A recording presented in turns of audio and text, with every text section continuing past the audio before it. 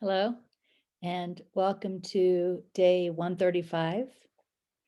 In the last week, we spent some time looking at judgments and a more significant amount of time looking at opinions. And we're going to begin this coming week still looking at judgments and opinions. And then we'll shift into self-judgment, which could be called unworthiness, guilt, not good enough, that kind of thing. I want to review the contemplations that we spent a minute on 8 times per day in the past week. We'll just look at them one more time. So day 129, I am willing to replace old habits which do not serve me with new habits. I am willing because I am ready to heal. I am grateful for my willingness. Day 130. I am willing to let go of the judgment habit. I will replace judgment with the new habit of realizing I don't know. Day 131. I trust there is an order to things that I cannot see and do not understand. It is like one song, and it is playing perfectly. Day 132. I am willing to let go of the opinion habit. I will replace opinion with the new habit of realizing I don't know. Day 133. Everything I see and experience, I see and experience through the filter of my mind. And day 134. I am willing to let go of my opinions. I seek truth, not interpretations. And so, of course, for day 135, you'll pick one of those to review, whichever one calls to you the most to review. Now, in this upcoming week, things are going to change a little bit. We're going to be contemplating excerpts from our reading. We're going to contemplate them for 2 minutes, 8 times a day. But we're not going to do that every day. But I just want you to be aware that it's 2 minutes when it does happen. On some days, there won't be a contemplation. There will be a mind watching practice instead. So, of course, you can read the instructions each day and you'll know what to do. I just didn't want you to miss the extension to 2 minutes since we've been doing 1 minute for a while. One thing I'd like to talk about from this past week's reading, when we were looking at opinions and we were seeing that opinions are individual interpretations and not knowledge, right? And it commented that it's not knowledge because it's a split, you could call it a cutoff point of view. In other words, the way that I see something and the way that you see something and the way that somebody else sees something, we can all have different opinions because we have different points of view and we have different conditioning in our mind that we use to judge, different history, different experience, different learning that we use to judge. And so our opinions, which really come from our judgments, our opinions are not truly valid. They don't stand up to any kind of a test. They are merely a personal point of view. An interpretation, as we know, is the language that NTI used. But NTI also talked about knowledge, and this is what I want to talk about for a moment, because this is really, really beautiful. It said that knowledge is peace. Usually when we think of knowledge, we think of knowing something intellectually, right? So that I can tell you, like if I know pi, 3.14, whatever, I can say, I know pi at least up to 10 decimal points or something like that, right? So we think of that kind of stuff as knowledge, or maybe, I know what this quote by Nisargadatta Maharaj means. That's knowledge.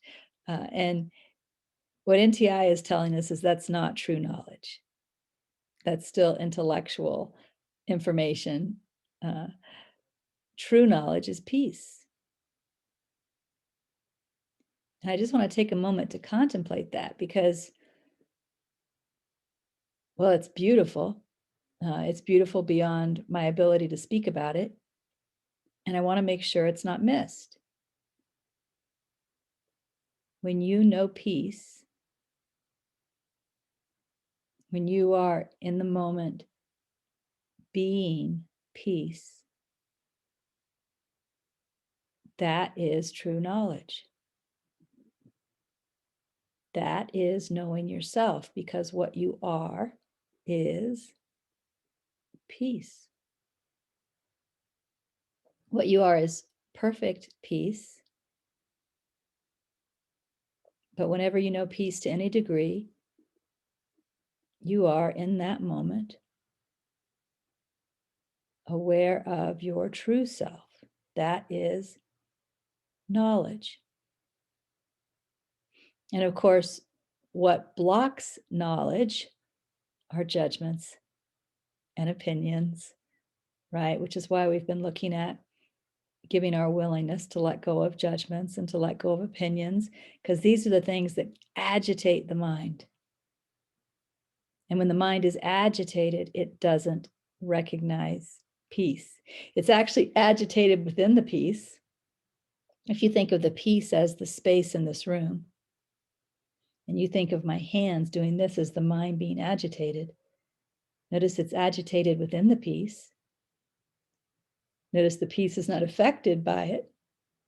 But if our attention, I'll think of my eyes as attention, my attention is on this agitation, I'm totally unaware of the peace.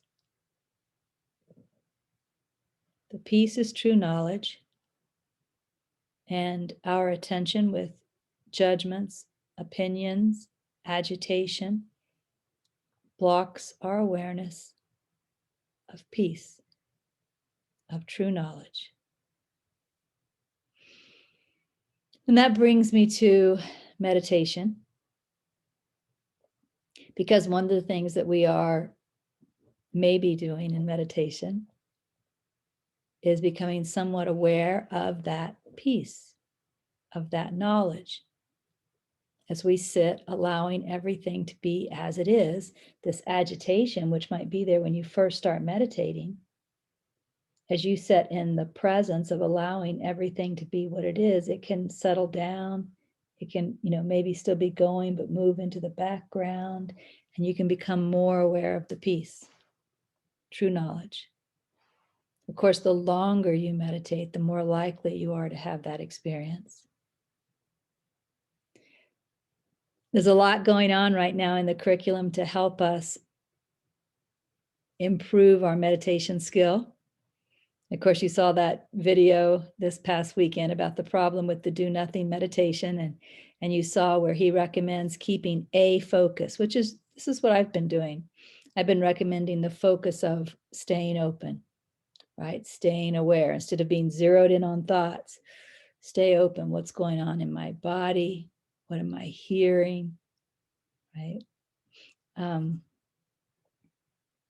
And in fact, that's why I've now added on the review day the opportunity to review a past type of meditation, because all of those types of meditation also are helping us to be open and aware. And so if you find one that feels really good for you, you can be using that as your single focus during the do nothing meditation. For example, this week it's the appreciating life meditation we're reviewing. So if you choose to review that, then this week during the do nothing meditation, you might choose to do nothing except appreciate life, right? That would be your single focus. He suggested single focuses like remembering to ignore thought, of course, not repress. He was very clear about that. He also suggested a single focus like remembering to be relaxed. And then again, I've suggested a single focus of just being as open and aware as possible. But as he pointed out, it's not do nothing to the point where, your habits are just running, your mind is just running, you're zeroed in on your mind, right? And I've talked about that at length, so I think you have clarity on that. I am doing something else in the curriculum going forward now to, again, help us improve our meditation skills. It is another option. Now, each weekend, there'll be one day when you'll have an option. You'll have the option to do the do nothing meditation in the usual way or listen to a guided meditation.